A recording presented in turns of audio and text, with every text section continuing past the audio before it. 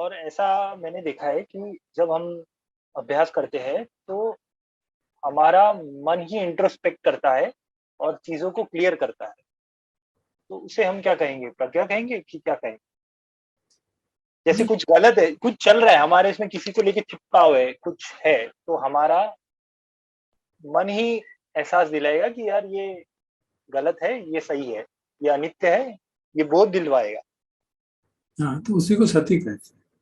उसे सती कहते हैं। सती कहते हैं जो अवेयरनेस हमको जागती है कि हुँ, चित्त में क्या हो रहा है, हम उसको देख पाते हैं, उसको सती कहते हैं। Sati is the one which is a mental factor which is apart from the mental other defilements, जिससे हमको मालूम पड़ता है चित्त के अंदर क्या हो रहा है, शरीर में क्या हो रहा है, इंद्रियों पे क्या हो रहा है, उसकी हम जानकारी जानकारी रहती है।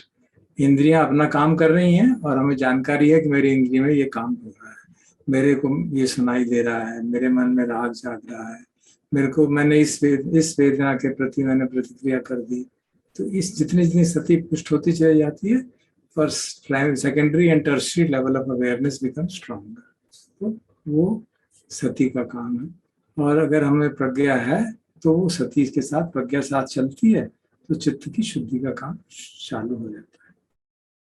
और ये इंट्यूशन है, ये क्या है एग्ज़ैक्टली?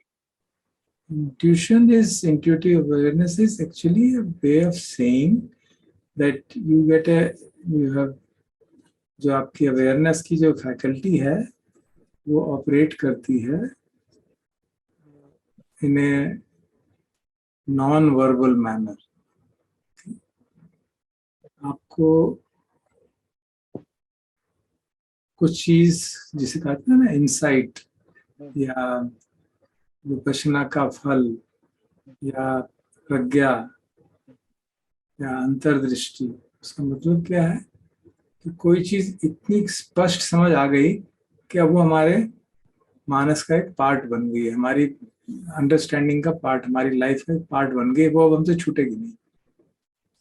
तब उसको कहा जाता है कि वो intuitive understanding. It is a direct realisation of some things which is so clear, so evident that it does not fall back. हमको उसके बारे में फिर कोई डाउट नहीं रहता उस चीज के बारे में।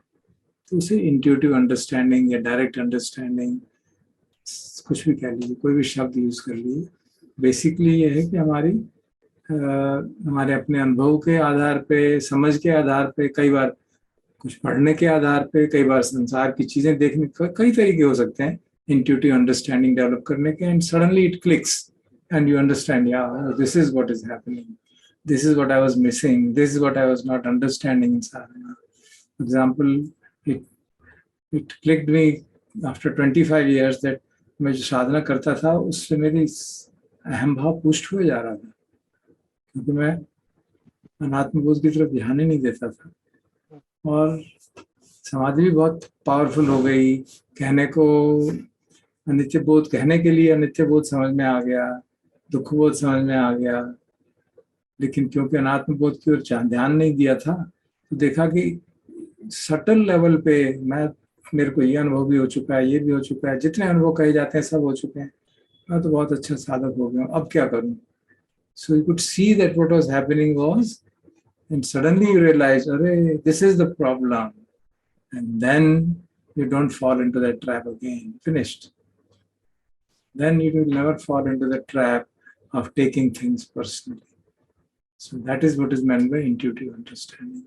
You suddenly realize, oh, ये हो रहा था इतने सालों तक साधना करके, एक सटल वे में, ग्रॉस वे में नहीं, ग्रॉस वे में तो ह्यूमिलिटी और वो सब इंटैक्ट था। ऐसा कभी नहीं था कि प्राइड हो और मैं लोगों को कहूँ कि मैं इतना अच्छा हो गया, ये वो तुम कैसे, but in a very subtle way, that feeling of I am, I have attend something, I have attend this, I have attend this kind of, जितने भी माइलस्टोन साधना में बताए जाते हैं, I have attend all of them.